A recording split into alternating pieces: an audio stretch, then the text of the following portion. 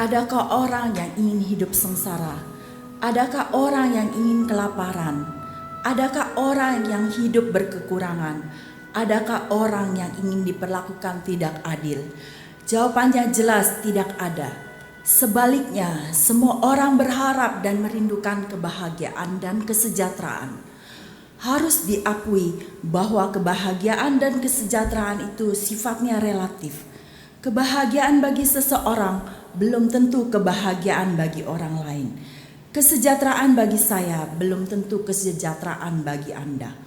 Walaupun bersifat relatif, sebagai orang beriman kita meyakini bahwa kebahagiaan dan kesejahteraan datangnya dari Allah yang memberi penghiburan dan memberi pertolongan.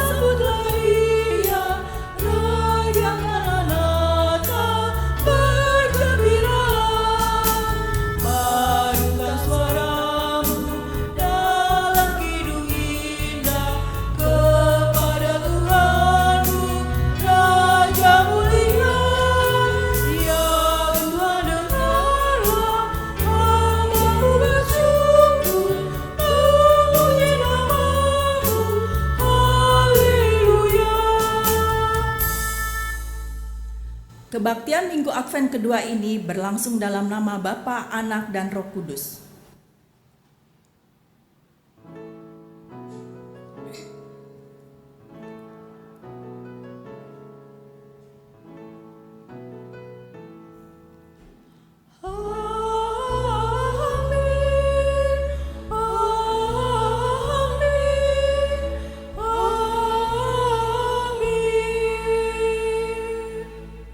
Kasih karunia dan damai sejahtera dari Allah Bapa kita dan dari Tuhan Yesus Kristus menyertai saudara sekalian.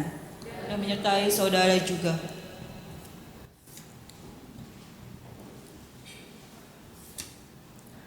Hari ini kita memasuki Minggu Advent kedua dengan tema Aku di tempat paling belakang. Semua manusia pasti ingin hidup senang, bahagia, dan sejahtera. Tetapi sayang, keinginan itu tidak selalu terpenuhi. Hidup manusia di dunia ini tidak selamanya senang, indah, dan bahagia. Hidup manusia di dunia ini kadangkala diwarnai dengan masalah, pergumulan, dan penderitaan. Berbagai masalah tetap akan dihadapi dan dialami oleh setiap orang, siapapun dia tanpa terkecuali. Maka yang menjadi persoalan itu bukanlah mengapa hidup manusia di dunia ini penuh masalah dan penderitaan. Bukan, yang menjadi persoalan sebenarnya adalah bagaimana sikap manusia dalam menghadapi masalah dan penderitaan dalam hidup ini. Banyak orang ketika menghadapi masalah dan penderitaan menjadi bingung, panik, putus asa, bahkan tidak sedikit yang sampai menempuh jalan pintas dengan mengakhiri hidupnya. Allah mengizinkan hal yang menyenangkan dan yang tidak menyenangkan terjadi. supaya kita teguh berpegang pada pengharapan oleh ketekunan dan penghiburan dari kitab suci, agar kita tidak salah berharap, lalu menggantungkan harapan kita kepada kesia-siaan, melainkan nama Tuhan di dalam Yesus Kristus dimuliakan di dalam masa-masa penantian ini. Kita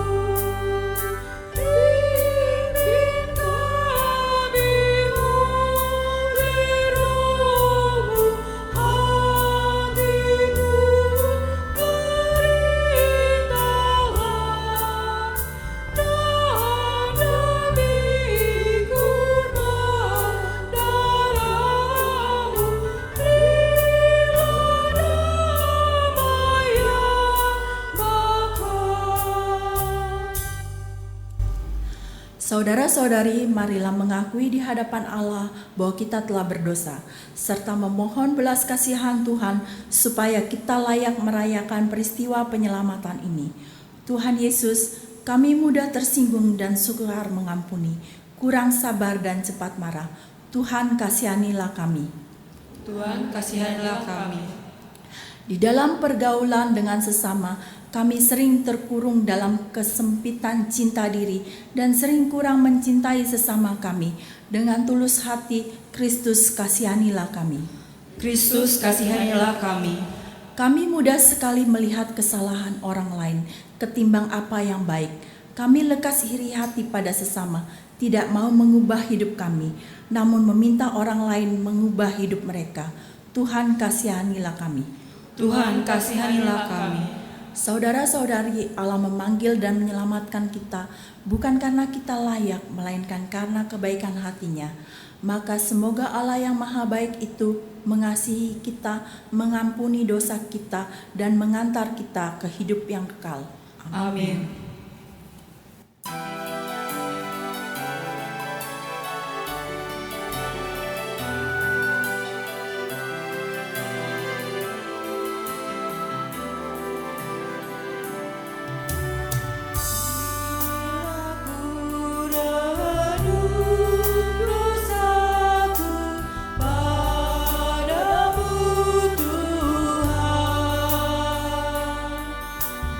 Yang berulang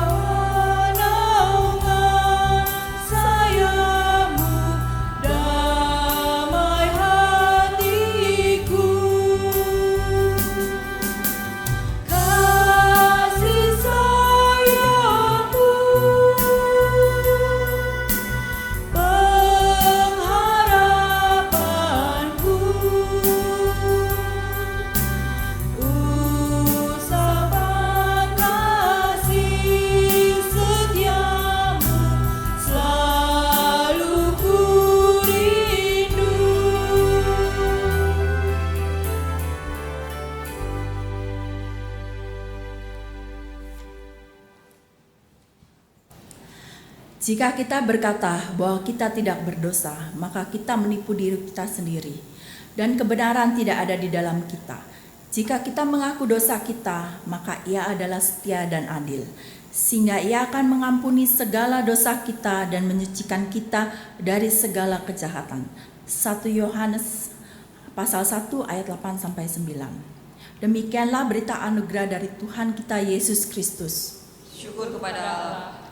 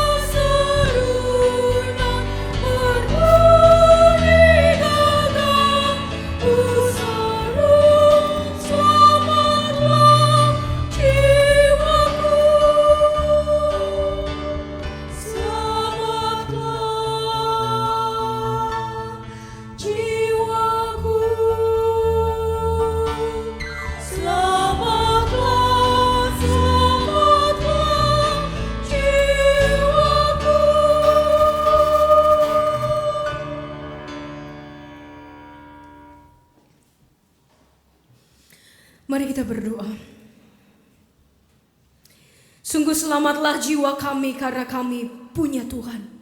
Kau yang menyelamatkan baik tubuh, baik jiwa.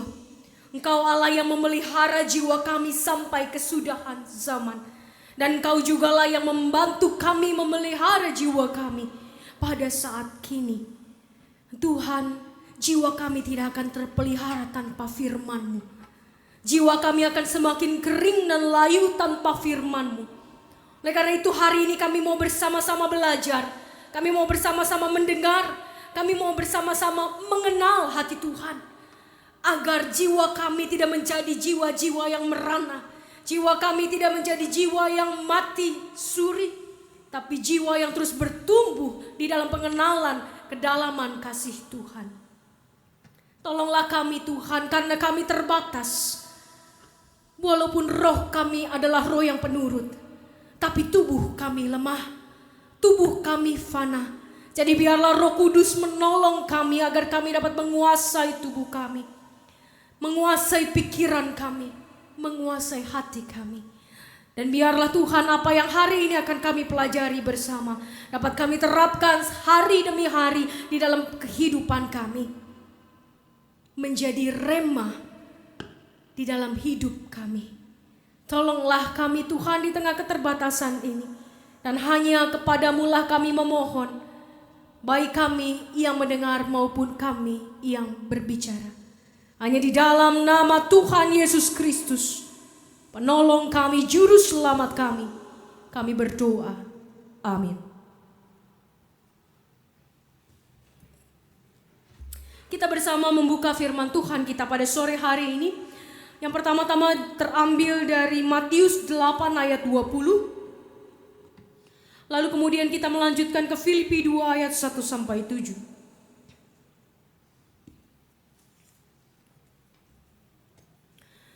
Matius 8 ayat 20. Yesus berkata kepadanya, serigala mempunyai liang dan burung mempunyai sarang, tapi anak manusia tidak mempunyai tempat untuk meletakkan kepalanya. Filipi 2 ayat 1 sampai 7.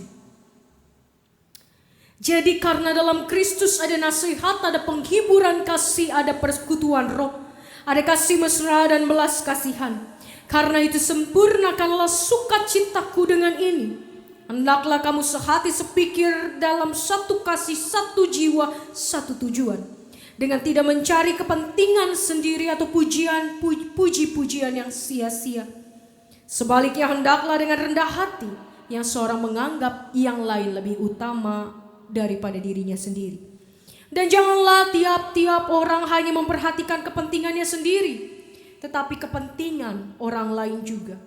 Hendaklah kamu dalam hidupmu bersama menaruh pikiran dan perasaan yang terdapat juga dalam Kristus Yesus, yang walaupun dalam rupa Allah, tidak menganggap kesetaraan dengan Allah itu sebagai milik yang harus dipertahankan, melainkan telah mengosongkan dirinya sendiri dan mengambil rupa seorang hamba dan menjadi sama dengan manusia.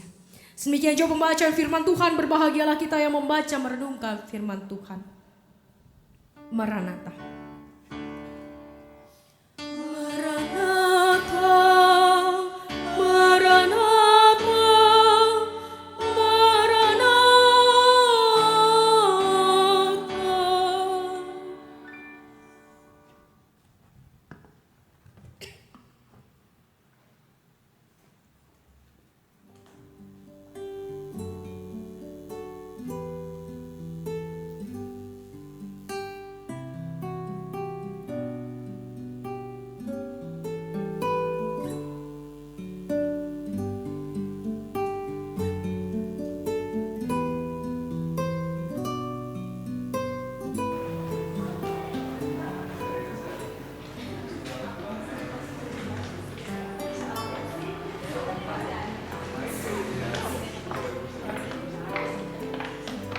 Hai Bos. Hai Tante. Hai. Baru selesai rapat remaja ya? Iya, nih, Tante. Wah, kebetulan Tante mau minta tolong. Siang nanti sekolah minggu tuh mau ngadain kebaktian keluar, tapi gurunya kurang. Jadi Tante minta tolong kamu buat bantu jaga adik-adik sekolah minggu. Bisa ya? Please bantuin tante. Tugas harus dikumpulkan hari Senin. Lewat dari itu, jangan harap kalian berhasil di kelas saya. Bon, si Willy demen juga tuh sama lu katanya. Siang ini ngajakin jalan. Boni, nanti balik jangan lupa bersihin kamar kamu. Coba deh tante, nanti aku tanyain teman-teman yang lain lagi ya. Nanti aku kabarin lagi deh tante. Thank you ya. Siang ini kalian pada sibuk gak? Gak bisa, gue hari ini harus ngecek gudang. Gue juga nggak bisa, gue harus benerin lampu. Gue harus ketemu sama pendeta Yael. Udahlah, lu aja. Kan lu yang disuruh. Senang nggak sekolah minggu? Senang ya. Hari ini mataharinya terang. Kita mau nyanyi yuk. Matahari bersinar terang. Burungnya gimana sih? Burung berkicaulah senang. Harum sumber bakaunya di padang. Semuanya mengajak kepada kita. Kan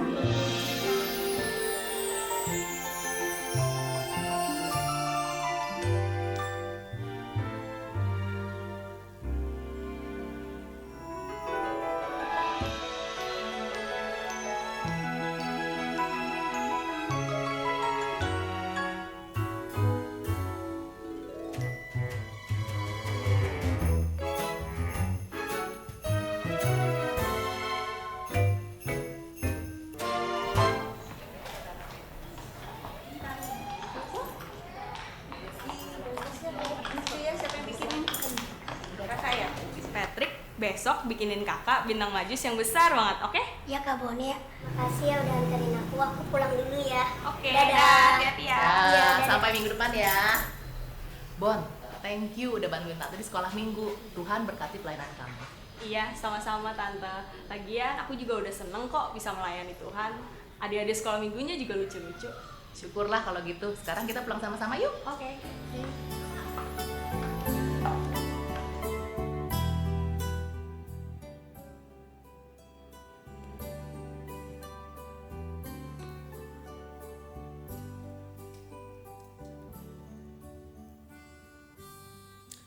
Bapak Ibu yang terkasih di dalam Tuhan, hari ini kita memasuki masa Advent yang kedua. Tema yang hari ini akan kita pelajari bersama adalah Aku di tempat paling belakang. Bicara soal paling belakang, duduk bukan ngomong soal duduk paling belakang ya. Karena jemaat GKI kebanyakan itu pasti berebut kursi paling belakang. Tapi hari ini kita tidak akan berbicara soal duduk di paling belakang. Atau apakah di tempat yang paling belakang itu artinya adalah buat orang-orang yang merasa diri tidak layak duduk di depan. Wah, saya mah nggak layak duduk di depan, jadi saya di belakang aja. Biar jauh-jauh dari ruang Maha Kudus. Masih banyak orang yang berpikir bahwa ini adalah ruang Maha Kudus. Atau kemudian banyak juga orang berpikir, tempat di paling belakang mah, saya duduk di tempat paling belakang saja karena saya tidak bisa memberi seperti orang lain memberi. Ya, kita melihat diri kita tidak mampu memberi seperti orang lain memberi. Dan kita merasa hidup kita jadi tidak berharga. Bapak Ibu yang terkasih di dalam Tuhan, kata belakang sebetulnya punya makna teologis yang dalam. Bukan hanya sekedar posisi duduk di barisan paling belakang atau di bagian paling belakang. Karena melalui Filipi 2 ayat 1-7 kita mau mendalami makna apa arti di belakang itu. Aku di tempat paling belakang itu. Bapak Ibu yang terkasih di dalam Tuhan, ketika kita ada di belakang, apa gunanya kita ada di belakang? Ternyata ada gunanya. Paling tidak kita hanya mau belajar ada 3 kegunaan. Kita ada di belakang. Kita berada di belakang untuk mendorong orang maju. Jadi kalau misalnya kita sedang berbaris begitu ya, ada orang di depan kita, kita di belakang, kita mendorong mereka untuk maju, bukan ngejorokin, beda ya. Kalau ngejorokin, kita jorokin ke planting orang itu ke depan. Itu namanya menyakiti, itu membuat orang jadi jatuh begitu.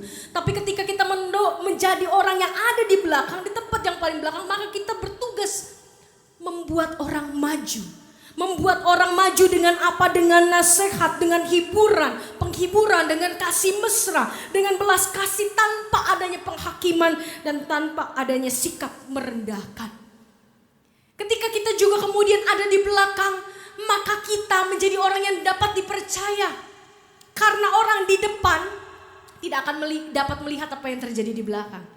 Tapi kalau kita berada di belakang, maka kita bisa menopang teman kita yang mau jatuh di depan, betul?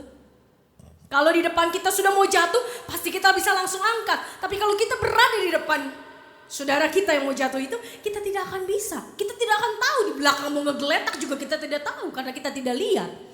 Tapi karena kita ada di belakang, kita menjadi orang yang dapat dipercaya ketika saudara kita, saudara-saudara kita, suami, istri, anak, orang tua kita terjatuh dalam banyak hal. Terjatuh dalam iman, jatuh ke dalam dosa, mengalami pergumulan dan mulai melemah. Maka kita menopang.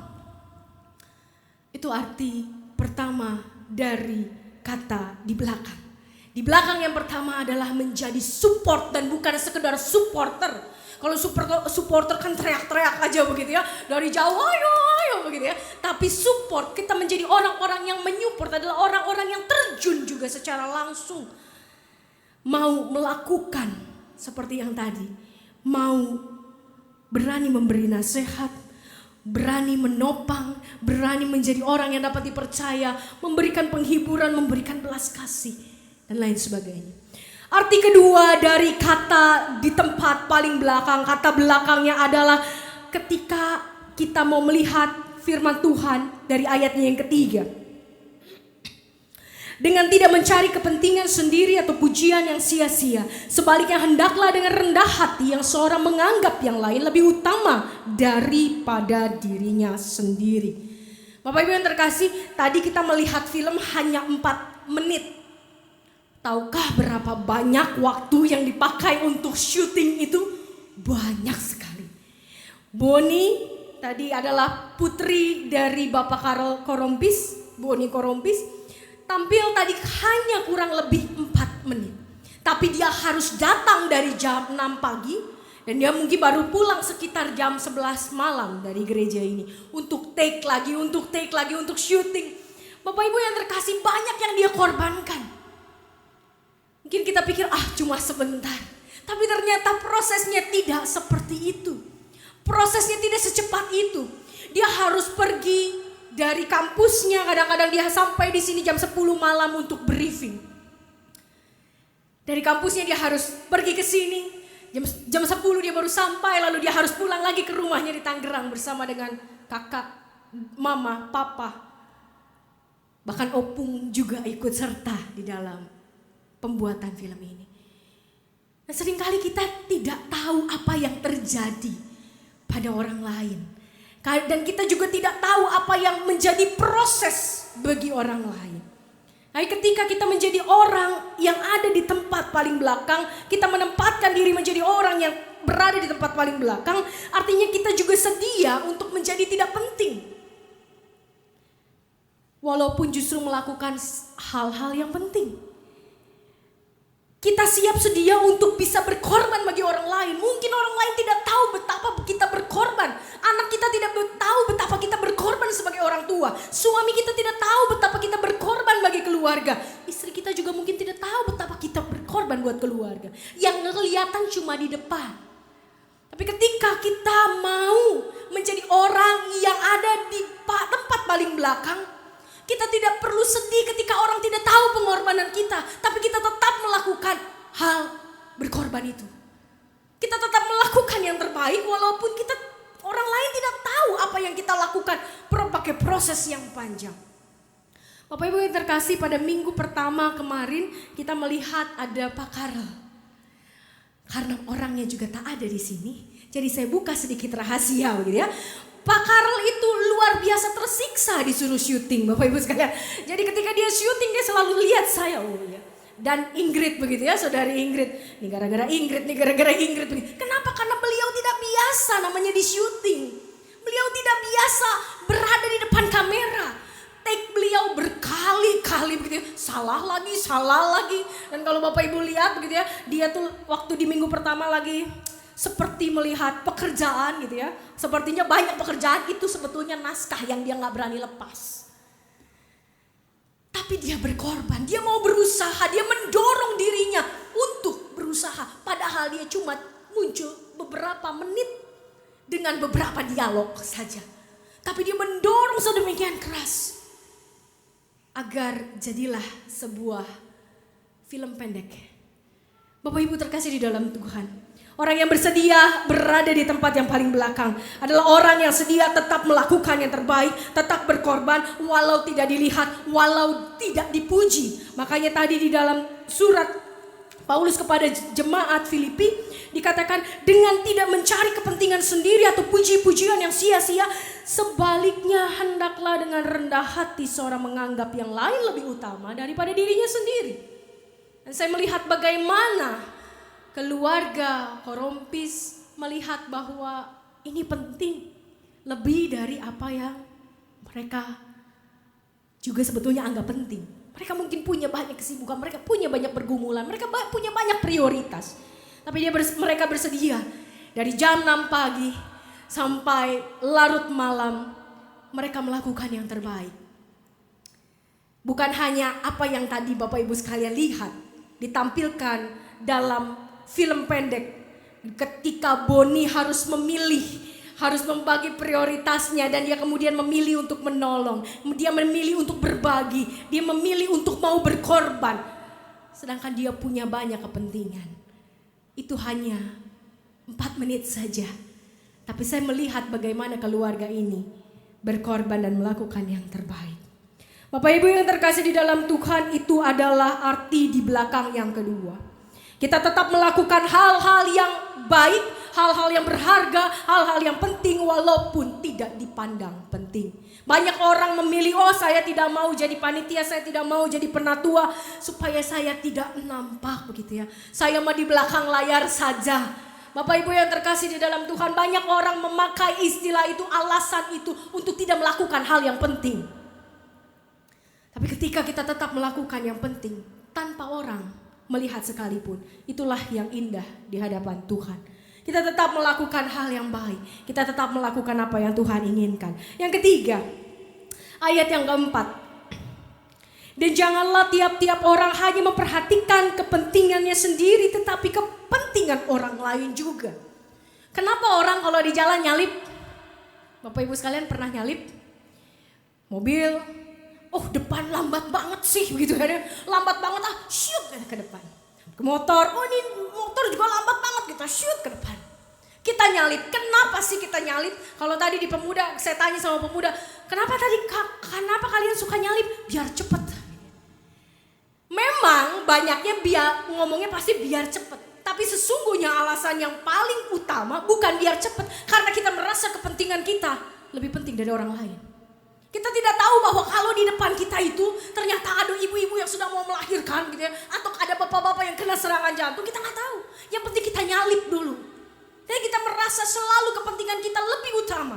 Kita selalu merasa bahwa aku ini punya urusan. Terserah orang lain mau punya urusan apa enggak, tapi aku dulu punya urusan. Itu yang membuat kita nyalip. Tapi tentu kalau di Jakarta kita nggak nyalip terus gitu ya, atau kita tetap di belakangnya, memang nggak sampai-sampai karena kita akan disalip terus orang gitu ya. Tapi di dalam hidup kita juga banyak menemukan di mana kita disalip ataupun kita menyalip orang. Hanya karena apa? Hanya karena kita merasa bahwa kepentingan kita lebih penting daripada orang lain. Orang lain juga punya kepentingan Bapak Ibu sekalian.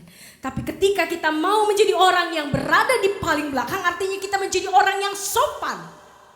Kita tidak asal main salib. Kita mementingkan orang lain. Kita tidak egois. Kita mengutamakan orang lain. Kalau semua orang merasa penting, maka tidak akan pernah ada yang mau mengalah. Dan untungnya Tuhan kita mau mengalah. Datangnya dia ke dunia sebagai seorang manusia, seorang bayi kecil adalah bentuk ketika dia mau mengalah sama manusia. Dia mau mengalah, oke lah, sekarang sayalah yang turun. Kalian tidak akan pernah bisa sampai kepada saya, kalian tidak akan pernah bisa mengerti saya. Maka sekarang saya yang mengalah, saya yang turun, saya yang susah, saya yang mau meninggalkan surga untuk masuk ke dalam dunia yang fana. Dunia yang menolak dia, dunia yang membuat dia terbunuh di atas kayu salib. Tapi karena Tuhan mau mengalah, maka dikenallah perjanjian baru. Karena kalau tidak ada Tuhan Yesus yang turun, maka perjanjian lama saja yang kita miliki. Dan mungkin kita tidak akan pernah juga memiliki perjanjian lama. Karena perjanjian lama dikhususkan untuk orang Yahudi. Dan keselamatan hanya milik orang Yahudi. Dan tidak akan pernah sampai di Indonesia. Tidak akan pernah ada orang Indonesia menjadi orang Kristen. Tidak akan pernah ada orang Indonesia menjadi orang yang diselamatkan. Menjadi bangsa yang pilihan. Tapi karena Allah kita, Allah yang mau mengalah, Allah yang begitu sopan, Allah yang begitu mengutamakan kepentingan orang lain, maka dia mau turun, maka dia mau menjadi seorang bayi. Luar biasa bukan Allah kita? Tanpa Yesus tidak akan ada pengabaran Injil, tanpa Yesus tidak akan pernah ada Alkitab dan tidak akan pernah ada keselamatan bagi seluruh dunia. Dan itu semua dapat dilakukan hanya apa? Ada syaratnya rupanya Bapak Ibu sekalian. Kita bisa duduk di paling belakang, kita bisa berada di tempat yang paling belakang dalam arti kita menjadi pensupport. Kita mendorong orang untuk maju, kita mendidik orang untuk maju. Kita juga berada untuk menjadi orang-orang yang dapat dipercaya, dapat menopang ketika depan kita, sahabat kita terjatuh. Kita juga menjadi orang-orang yang berani untuk melakukan sesuatu, berkorban tanpa ada orang yang melihat sekalipun.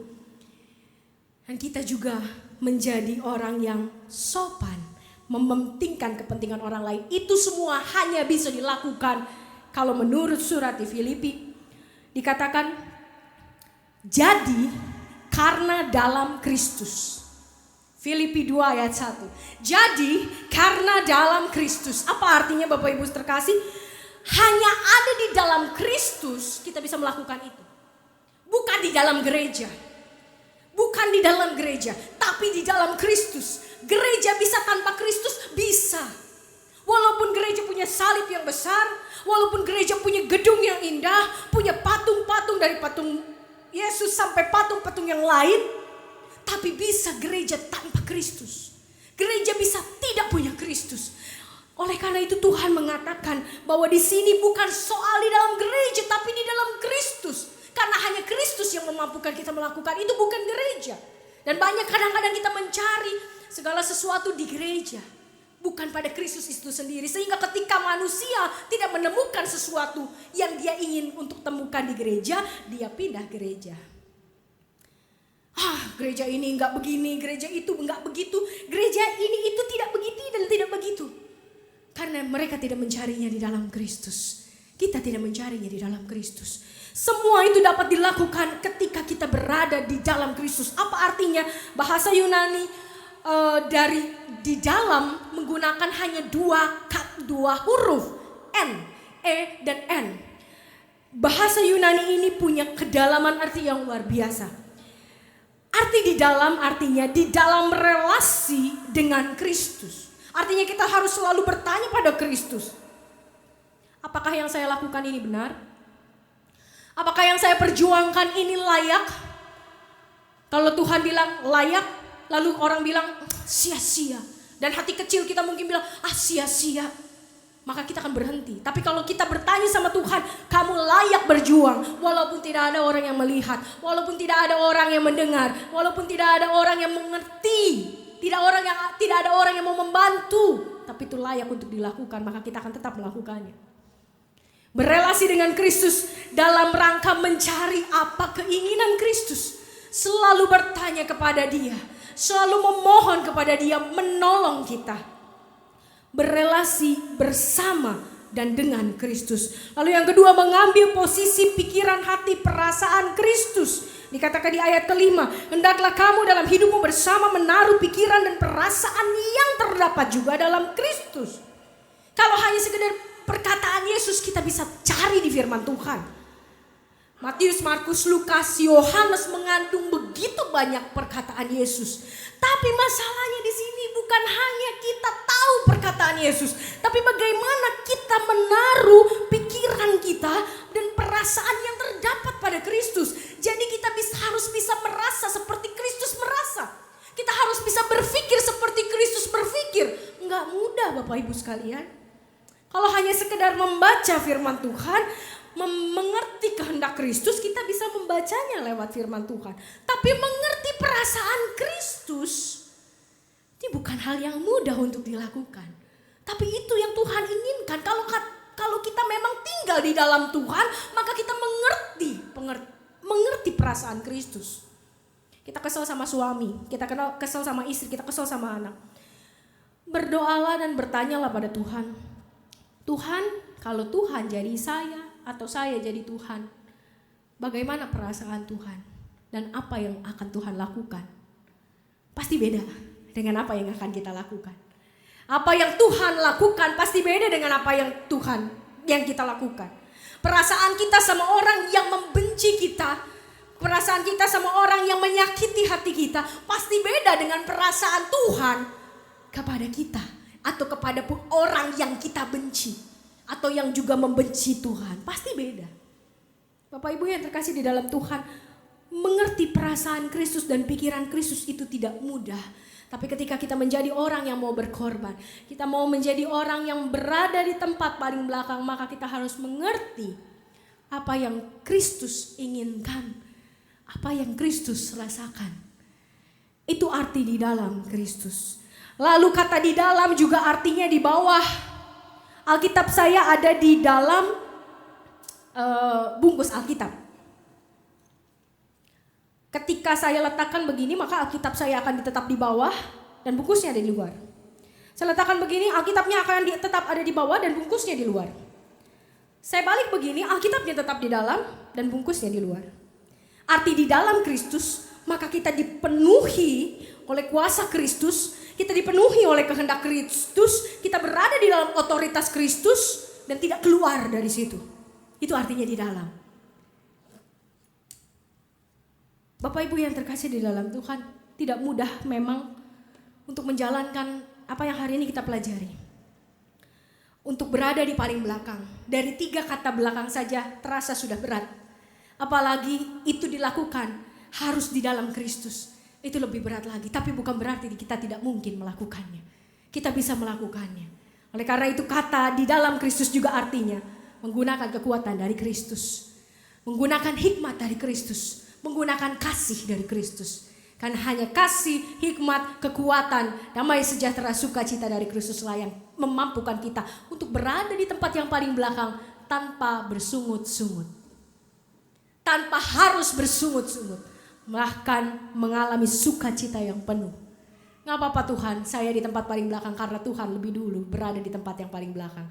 Tuhan telah menjadi teladan. Tuhan telah memulai, Kristus telah memulai. Sekarang giliran kita yang memulai. Giliran saya yang memulai. Supaya dunia tahu siapa Kristus. Dan Bapak Ibu sekalian, ketika kita memasuki masa Advent, kembali saya mengingatkan, setiap tahun pasti mengingatkan ini, bahwa yang kita tunggu bukanlah bayi yang mungil lagi, tapi yang kita tunggu adalah Raja di atas segala raja, Tuhan di atas segala Tuhan, Hakim di atas segala hakim. Dan ketika dia datang tidak seperti waktu itu ketika malaikat bernyanyi, malaikat datang, ada bintang, semuanya segala sesuatu terlihat indah, terlihat manis. Karena ketika Tuhan datang, Yesaya menyebutkan, ketika Tuhan datang, langit akan terkoyak, gunung akan bergoyang, air akan mendidih. Bayangkan Bapak Ibu sekalian, siap tidak kita menghadapi kedatangan Kristus? Masa Advent adalah masa menanti kedatangan Kristus kedua kali. Sebagai Raja, Tuhan, Hakim atas dunia.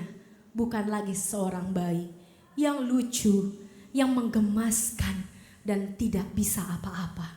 Tapi dia menjadi Allah yang bisa merobek, bahkan lebih dari merobek, mengoyak langit, menggoyangkan gunung-gunung dan membuat air bumi mendidih. Karena begitu besar kemuliaannya, begitu luar biasa kemuliaannya, begitu panas.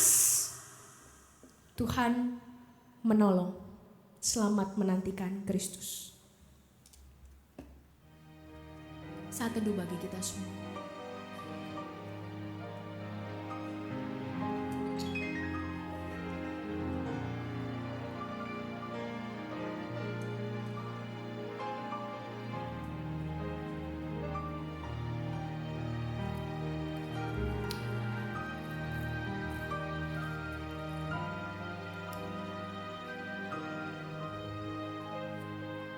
Saudara Tarana Baban akan memuji Tuhan.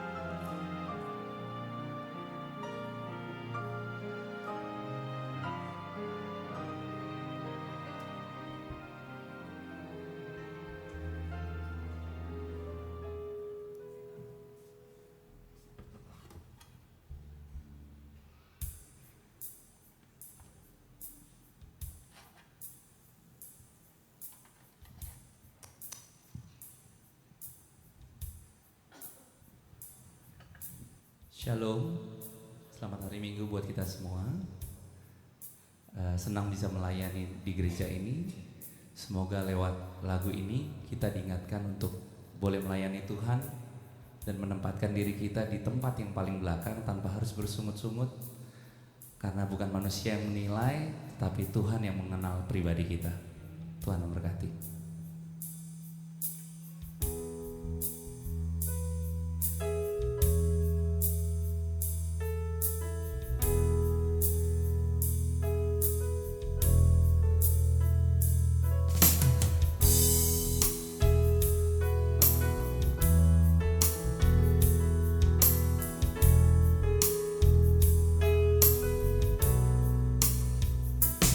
Seperti rusa yang haus, rindu aliran sungaimu.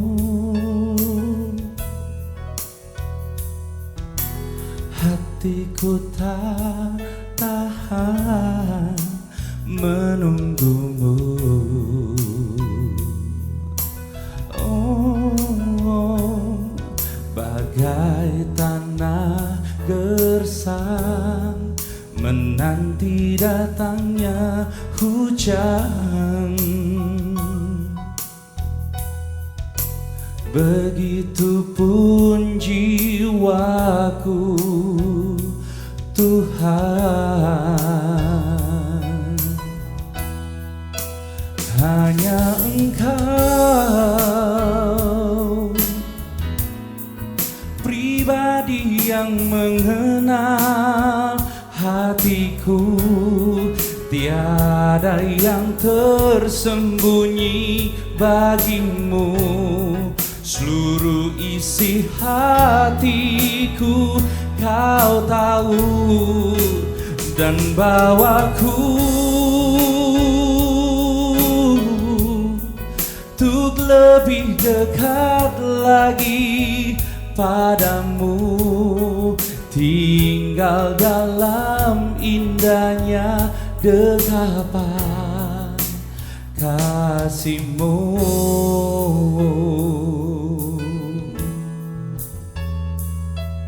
Oh, seperti rusa yang haus, rindu aliran sungaimu. Hatiku tak tahan menunggumu. Oh, bagai tanah gersang menanti datangnya hujan.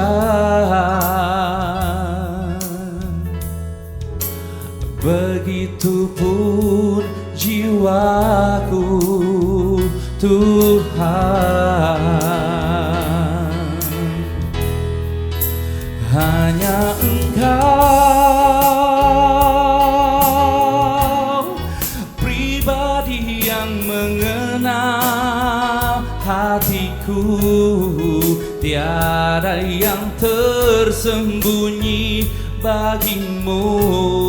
Seluruh isi hatiku Kau tahu dan bawaku untuk lebih dekat lagi padamu, tinggal dalam indahnya dekapan kasih-Mu. Hanya Engkau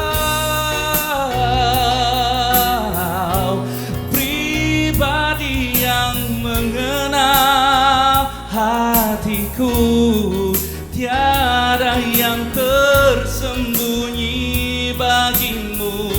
Seluruh isi hatiku kau tahu, dan bawaku untuk lebih dekat lagi padamu. Tinggal dalam indahnya dekapan, tinggal dalam indahnya dekapan, tinggal dalam indahnya dekapan kasih-Mu.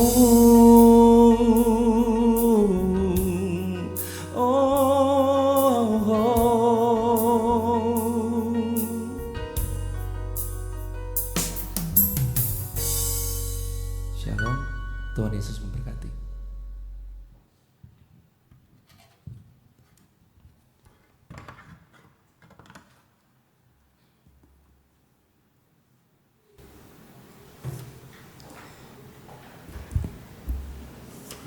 Marilah kita bersama dengan umat Allah di masa lalu, masa kini, dan masa depan, mengingat pengakuan pada baptisan kita menurut pengakuan iman rasuli. Aku percaya kepada Allah, Bapa yang Maha Kuasa, Khalik langit dan bumi, dan kepada Yesus Kristus, Anak yang tunggal Tuhan kita, yang dikandung dari Roh Kudus, lahir dari anak dan Maria, yang berita sengsara di bawah pemerintahan Pontius Pilatus, disalibkan, mati dan kuburkan, turun ke dalam kerajaan maut, pada hari yang ketiga bangkit pula dari orang mati, naik ke surga, duduk di sebelah kanan Allah, Bapa yang Maha Kuasa, dan dari sana akan datang untuk menghakimi orang yang hidup dan mati. Aku percaya pada Roh Kudus, gereja yang kudus dan am, persekutuan dosa, kebangkitan orang mati, dan hidup yang kekal.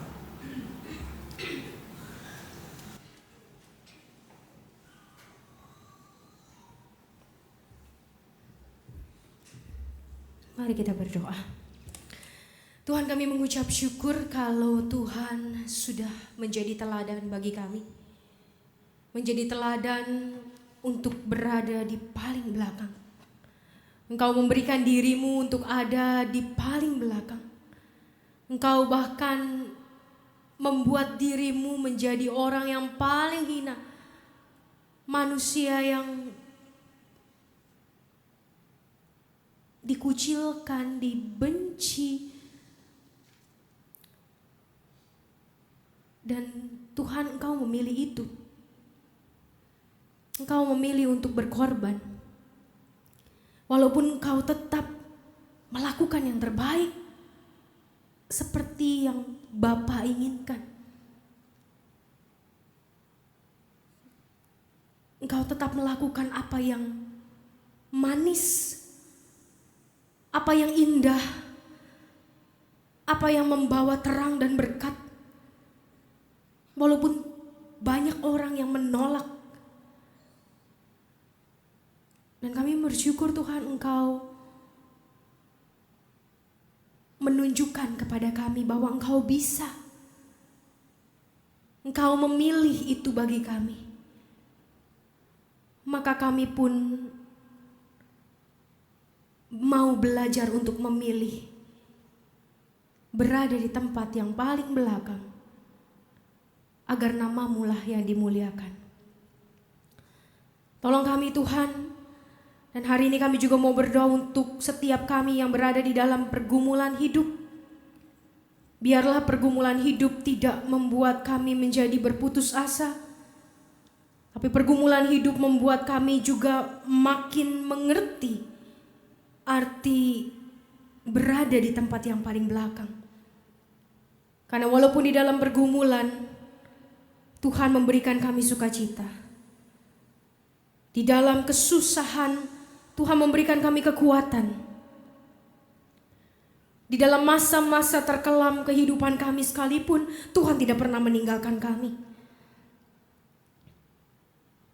Ketika kami memilih untuk berada di paling belakang pun, Tuhan tetap memberikan kepada kami sukacita. Tuhan, kami mengucap syukur buat saudara-saudara kami juga yang bisa menjadi teladan di tengah kehidupan kami. Dan biarlah mereka juga dapat tetap menjadi teladan dalam menjadi pelaku-pelaku firman Tuhan. Kami berdoa untuk saudara-saudara kami yang sedang sakit dan dalam masa pemulihan. Kiranya Engkau juga yang menolong mereka, menguatkan mereka, memberikan kesehatan kepada mereka. Dan mereka juga tetap memberi diri untuk berada di belakang. Bukan ketika mereka sakit, mereka menjadi orang-orang yang ingin didahulukan. Tapi mereka tetap memilih untuk menjadi orang yang berada di paling belakang dalam keadaan sakit sekalipun. Dan disitulah kehidupan mereka menginspirasi banyak orang. Kami juga mau berdoa Tuhan bagi keamanan bangsa dan negara kami Indonesia. Kami berdoa bagi presiden, wakil presiden dan kabinet yang baru. Tuhan Kau yang mau menolong agar presiden kami, pemimpin-pemimpin kami dapat tetap hidup lurus, menjaga integritas dan takut akan Tuhan, dan membawa Indonesia ke arah yang lebih baik. Tuhan Kau juga berkati Tuhan rencana pemanggilan, proses pencalonan dan pemilihan penatua. Engkau yang memilih setiap anak-anak-Mu, maka Engkau juga yang akan menjaga hati mereka. Kau juga yang akan menguatkan mereka, menolong mereka untuk dapat melakukan setiap tugas dan tanggung jawab. Bahkan Kau melengkapi mereka dengan hal-hal yang tidak pernah mereka pikirkan, tidak pernah ada dalam hati mereka. Tapi Tuhan tambahkan kepada mereka pengetahuan, hikmat, kepandaian, dan terutama kasih terhadap Tuhan dan sesama. Kami juga mau berdoa untuk pelaksanaan kegiatan masa Advent, acara Natal 2014 hingga Tahun Baru 2015. Agar segala sesuatu dapat berjalan seperti yang Tuhan inginkan. Dan setiap kami diingatkan bahwa kami sedang menantikan Raja Damai. Kami sedang menantikan Raja di atas segala raja. Dan kami senantiasa mempersiapkan hati pikiran. Karena ketika masa itu tiba, kami tidak menjadi takut khawatir, tapi kami menjadi orang-orang yang penuh kerinduan menanti kedatangan. Kami juga mau berdoa Tuhan untuk panitia HUT GKI Kafrimpori yang ke-30 pada bulan Februari 2015. Biarlah segenap panitia juga merancangkan acara yang baik, ibadah yang baik, yang dapat merangkum perjalanan GKI Kafrimpori bersama dengan Tuhan dalam suka maupun duka, dalam jatuh maupun bangun, dan membuat kami menjadi pribadi-pribadi yang lebih dewasa dan mandiri. Terima kasih Tuhan Yesus, setiap permohonan kami, setiap doa-doa dan harapan kami naikkan hanya di dalam satu nama Tuhan Yesus Kristus, yang mengajar kami bersama berdoa.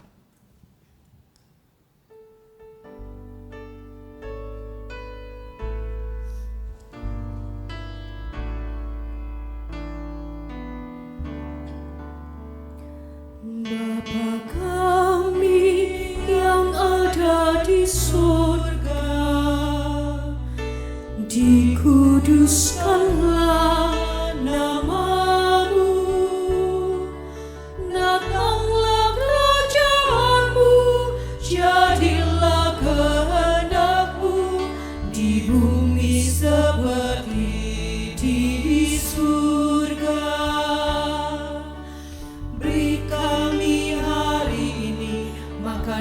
Secukupnya, ampuni salah kami seperti kami ampuni yang bersalah pada kami.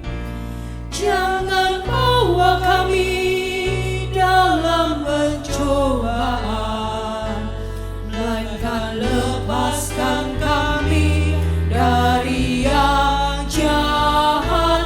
Sebab Kaulah yang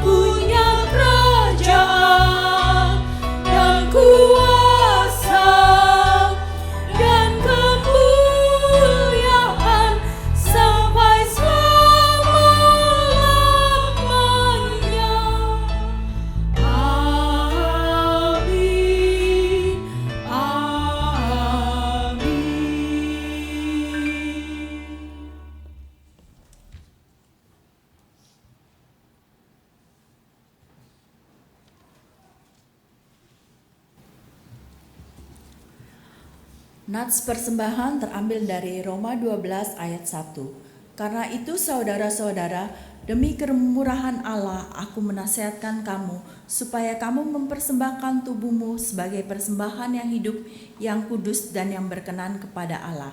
Itu adalah ibadahmu yang sejati. Terpujilah Allah selama-lamanya. Berdoalah saudara-saudara supaya persembahan kita ini diterima oleh Allah Bapa yang Maha Kuasa sebagai dupa yang harum. Semoga persembahan ini diterima demi kemuliaan Tuhan dan keselamatan kita, serta seluruh umat Allah yang kudus.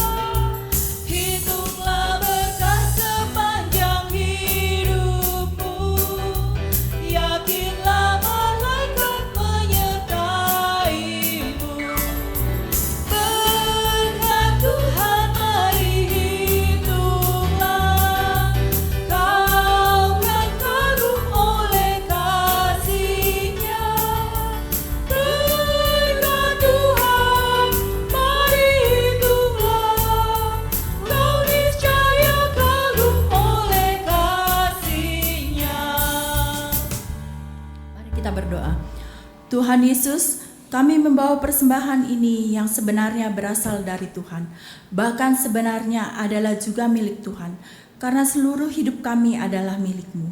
Kami mengembalikan sebagian dari milik-Mu ini untuk dipakai dalam pekerjaan mewartakan Injil, baik secara lisan maupun tulisan.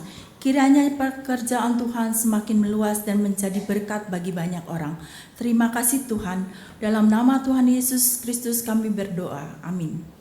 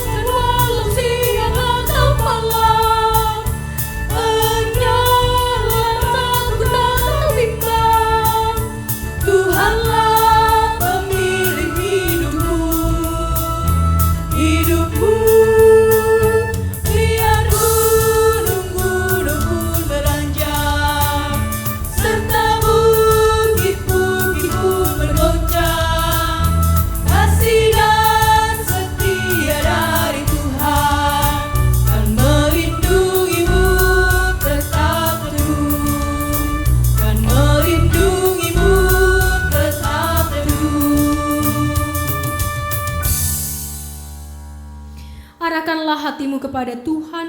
Kami mengarahkan hati kami kepada Tuhan. Jadilah saksi Kristus. Syukur kepada Allah. Terpujilah Tuhan. Kini dan selamanya. Pergilah dan bawalah berkat Tuhan. Semoga Allah sumber pengharapan memenuhi kamu dengan segala sukacita dan damai sejahtera dalam iman kamu. Supaya oleh kekuatan Roh Kudus kamu berlimpah-limpah dalam pengharapan. Amin.